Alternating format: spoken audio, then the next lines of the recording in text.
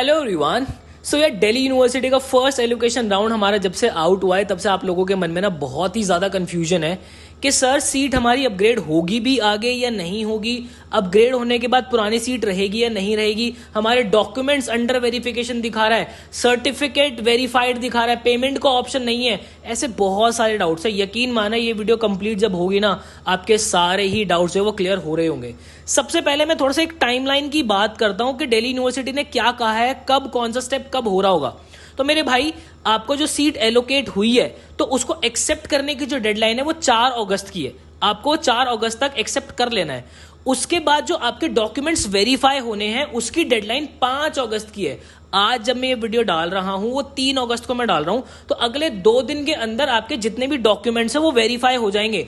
और अगले 2 दिन के अंदर आपको कान और आंख खोल के ये बात देखनी है, अपने पोर्टल को दिन में 4 से 5 बार चेक करना है और देखना है कि क्या कॉलेज की तरफ से कोई क्वेरी तो नहीं आई। इन दिनों बहुत कॉमन क्वेरी जो है बच्चों की देखने को मिल रही है।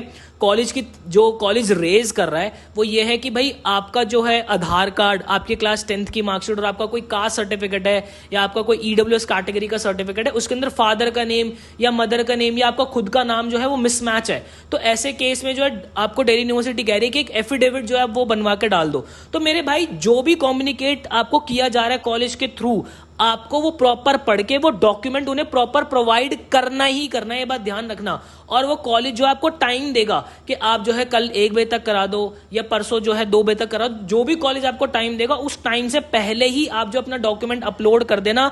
और मेरे भाई वहां पे आपके पास प्रॉपर कम्युनिकेशन का ऑप्शन दिया हुआ है।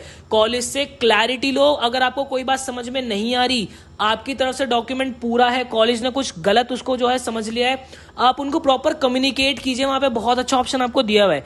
अब उसके बाद बात आती है कि सर फी पेमेंट क्या होगी। तो मेरे भाई 5 अगस्त शाम को 5 बजे तक की आपकी डेडलाइन है कि कॉलेजेस के पास जो टास्क दिया हुआ है ड्यू ने कि जिन जिन बच्चों के डॉक्यूमेंट्स आए हुए हैं वो सब आपको 5 अगस्त को शाम को 5 बजे तक वेरीफाई करना है। तो उसके बाद जो आपके पास पेमेंट का ऑप्शन दिख रहा होगा, तो लास्ट आप ये लगा लो कि आपके पास जो पेमेंट का ऑप्शन आ रहा होगा वो 5 अगस्त को शाम को 6 साढ़े 6 बजे तक भी जो है वो आ रहा होगा। तो ऑनलाइन पेमेंट करने की जो आपकी डेडलाइन है वो आपकी 6 अगस्त को शाम को 5 बजे तक है। कोशिश करना कि आप जो है 6 बजे तक का टाइम ना जाने दो। हालांकि हमारे हाथ में नहीं है जो कि 24 घंटे जो है वो 24 घंटे पहले ही जो कॉलेज जो है अपने तरफ से सारे डॉक्यूमेंट्स वेरीफाई करके दे देगा।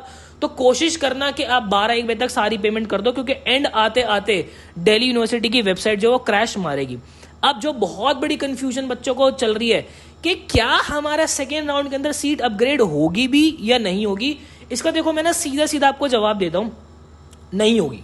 मतलब बहुत कम चांसेस है। बहुत कम चांसेस से मेरा मतलब है कि भाई 10 से 15% चांसेस है कि होगी। क्यों? क्योंकि इस साल जो एलोकेशन दी है दिल्ली यूनिवर्सिटी ने वो ऑलरेडी फर्स्ट राउंड के अंदर 20% जो है एक्स्ट्रा एलोकेशन दी है। दिल्ली यूनिवर्सिटी को पता है कि हर साल जो है बच्चा एक्स्ट्रा आता है, वो कुछ बच्चे छोड़ते भी है, तो एक्स्ट्रा एलोकेशन दिल्ली यूनिवर्सिटी ने पहले ही दी हुई है। तो काफी ज्यादा कम चांसेस है कि आपका कॉलेज जो है आगे अपग्रेड होगा। बट स्टिल मैं आपको पर्सनली एक चीज रिकमेंड करूंगा कि अगर आपको कॉलेज ठीक नहीं लग रहा है, आपको कोर्स ठीक नहीं लग रहा है, तो आप अपना अपग्रेडेशन पे इसको जरूर डालना।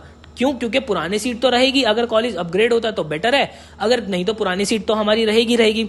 अब यहाँ पे जो सबसे बड़ी कंफ्यूजन चल रही है कि भैया अपग्रेड अगर हमारा होता है तो उस नेक्स्ट राउंड के अंदर क्या हम कॉलेज को ऐड कर पाएंगे, क्या हम कॉलेज को डिलीट कर पाएंगे? So the answer is no. आपके पास अगर मान लो आपने 20 कॉलेज टोटल डाले थे जिसमें से 16 नंबर का कॉलेज अगर आपको एलोकेट हो गया है, तो पहले जो 15 कॉलेजेस होंगे ना आप उसको सिर्फ ऊपर नीचे कर सकते हो, ना ही उसमें से डिलीट कर सकते, ना ही उसमें से ऐड कर सकते। बात है समझ में? अब सबसे बड़ी कंफ्यूजन जो बच्चों को चल रही है कि अपग्रेड होने के बाद क्या हमारी पुरानी सीट रहेगी या नहीं रहेगी। सो द आंसर इज यस। बिल्कुल क्लियर शब्दों में कह रहा हूं, आपकी पुरानी सीट रहेगी ही रहेगी। अब यहाँ पे जो एक बहुत बड़ी कंफ्यूजन है कि भाई पेमेंट का ऑप्शन आपको नहीं मिल रहा है, तो मेरे भाई 5 अगस्त शाम को 5 बजे तक आप वेट कर लो, उसके बाद आपको पेमेंट का ऑप्शन दिख रहा होगा। उससे पहले हड़बड़ाहट में मत आओ, बिल्कुल भी आपको मिल जाएगा, आराम से मिल जाएगा। ठीक है।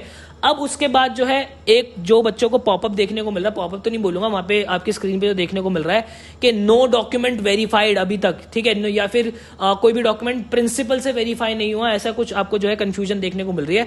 तो अगेन यही बोलूंगा, जो आपकी टाइमलाइन दी हुई है कॉलेज को प्रॉपर डॉक्यूमेंट्स वेरीफाई करने की, वो 5 अगस्त को शाम को 5 बजे तक दी हुई है। तो तब तक थोड़ी सी ठंड पाओ, बस ये देखते रहना दिन के अंदर 5-6 बार पोर्टल खोल के क्या कॉलेज ने कोई क्वेरी रेज नहीं की हुई।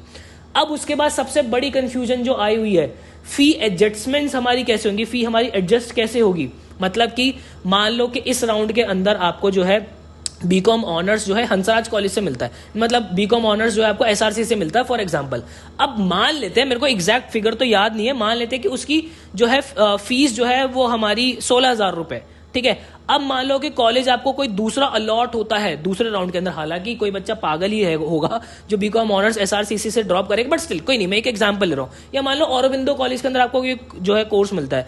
अब जो नेक्स्ट कॉलेज या नेक्स्ट कोर्स आपको मिलेगा, अगर उस कॉलेज और उस फीस की जितनी ज्यादा फीस होगी, फॉर एग्जांपल मान लो पुराने कॉलेज में आपकी 16,000 फीस थी, नए कॉलेज के अंदर आपकी 18,000 रुपए फीस है, तो वहां पे आपको अलग से 18,000 पे करने नहीं पड़ेंगे, आपको सिर्फ और सिर्फ 2,000 एक्स्ट्रा पे करने पड़ेंगे।